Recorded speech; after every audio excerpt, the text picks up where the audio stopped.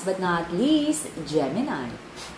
This is a Gemini Sun, Moon, Rising, and Venus collective bonus reading for the month of October. For your personal reading, kindly send me a direct message. Kamusta mga Gemini? Kamusta ang overthinker na malala? Gemini Sun, Moon, Rising, and Venus collective bonus reading for the month of October. Let's see ang ating energy ng ating mga Gemini.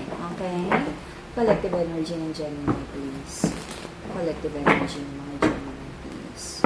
Collective energy ng mga Gemini, please. This is a Gemini Sun, Moon, Rising, and Venus collective bonus reading for the month of October. Let's see ang enerhiya ng collective. Okay? Ang nag-iisang account ng Mystic Siren ay kay Angeles 11. Any other account na nag-message sa inyo, hindi po ako yan. Alrighty? Let's see kung ano meron para sa ating mga Gemini.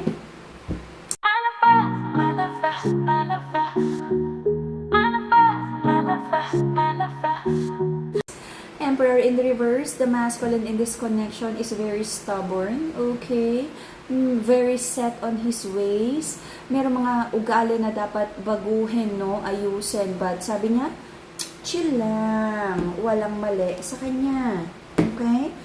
Etong masculine na to, every time na lang na i-call out, na di-disappoint siya. Sabi niya, ayaw niya ng away. Pero, bakit ba ang dami-dami mong opinion sa masculine? Okay?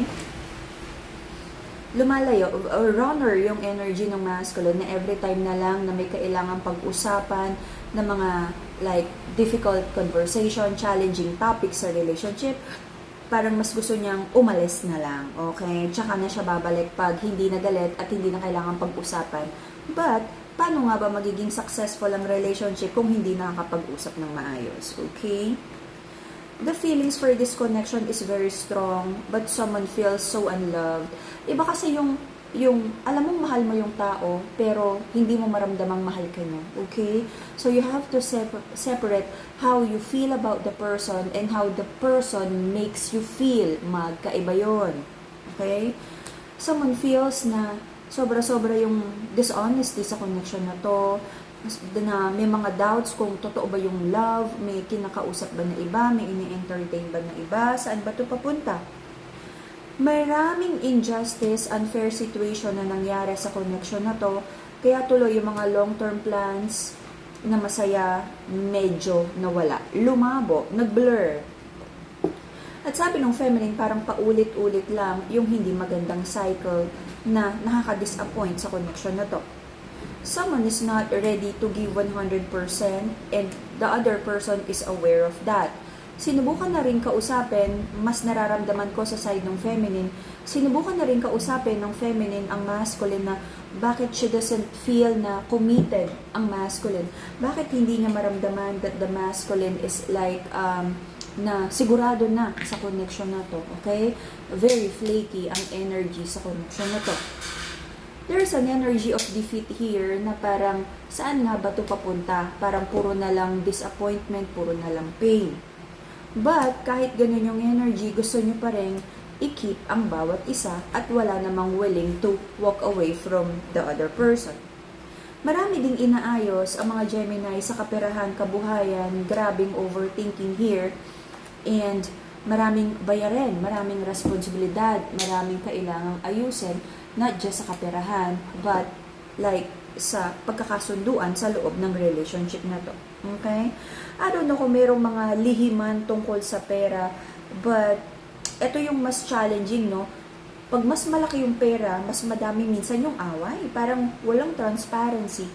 So, pinag-iisipan nyo tuloy ngayon kung may long term ba to. Gemini, I feel may conflict din pagdating sa pera. Okay? Negosyo, pera, or it could be family na laging umaasa, may conflict tuloy.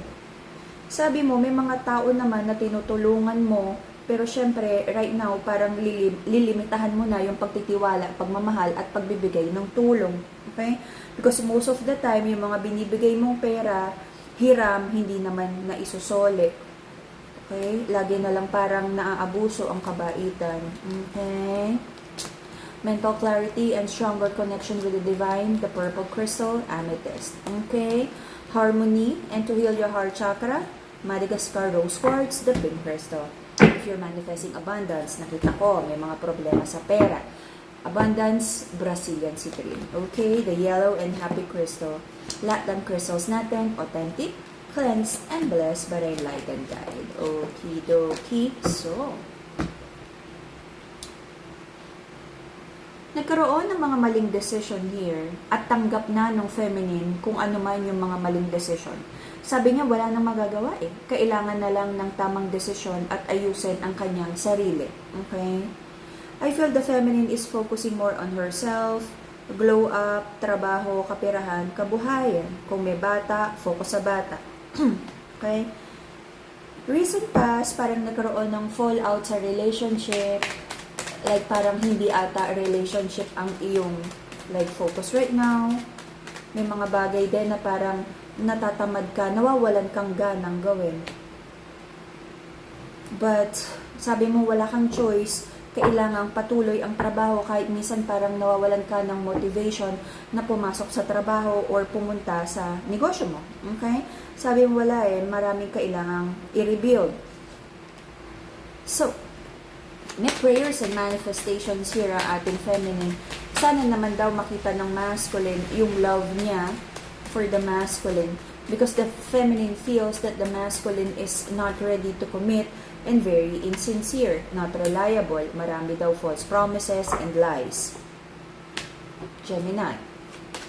Ang daming betrayal energy dito. It feels like hindi lang isang tao, but ito kasi yung parang nagsinungaling na sa'yo ng isang beses, pinagkatiwalaan mo ulit. Maraming betrayal, backstabbing energy. Pero sabi mo, sige, kayang-kaya. Okay? If this is like problema sa pera, sabi mo, okay lang kikitain. Problema sa relasyon, okay lang, mahal mo naman. Okay? Choice. Free will mo yan. Okay? So, your person, focus naman siya sa trabaho, katulad mo, work. Okay? Binabalansa din niya ang relationship with you. Pero sabi niya parang medyo mahirap din daw pakisamahan ang ugali ng ating mga Gemini. Bakit? Anong topak meron? So, may fear and doubt here. Okay, I feel meron ka mga gustong taong kausapin. Iwasan magkaroon ng away, gulo, kung ano man. Daanin sa mapayapang pag-uusap. Okay. Until the end of January, marami pa rin it feels like malabo sa plano. Okay? But sabi mo walang magagawa, nandyan ka, stay lang, nakakommit ka na ayusin yan kahit hindi mo matanaw ang liwanag. Meron kang hinihintay na komisyon, pera, koleksyon na maaaring magkaroon ng delays. So, follow up mo na lang kung ano man to.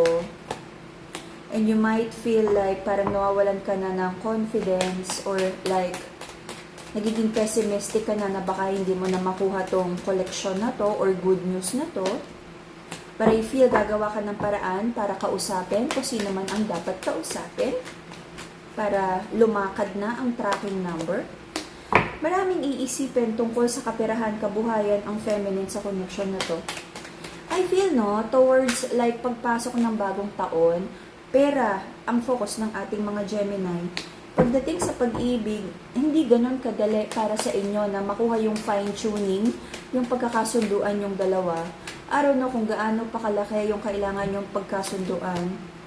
Kung may mga bata, parang naapektuhan na rin yung bata sa mga disagreements nyo. So, pagkasunduan na lang yan. Sa mga walang anak, it feels like mas madami yung lungkot at disappointment energy kesa sa inspirasyon at like happy moments together. So I feel the feminine in this connection would focus on herself, healing her emotions, yung mga disappointing situation here. And of course, mas nararamdaman kong magpo-focus sa glow up, self-worth, mga projects, trabaho, kontrata, pera, which is the best thing to do. Okay? Kung meron pang mga delays sa koleksyon, I feel gagawa ka pa ng ibang project or ibang source of income para makompensate lang yung mga hinihintay mo na nagkakaroon ng delays. Okay? Nakikita ko na maaari magkaroon pa rin ng miscommunication or block communication pagdating sa pag-ibig. Meron ka ring mga pautang or kung ano man na baka bigla kang i-block. Okay?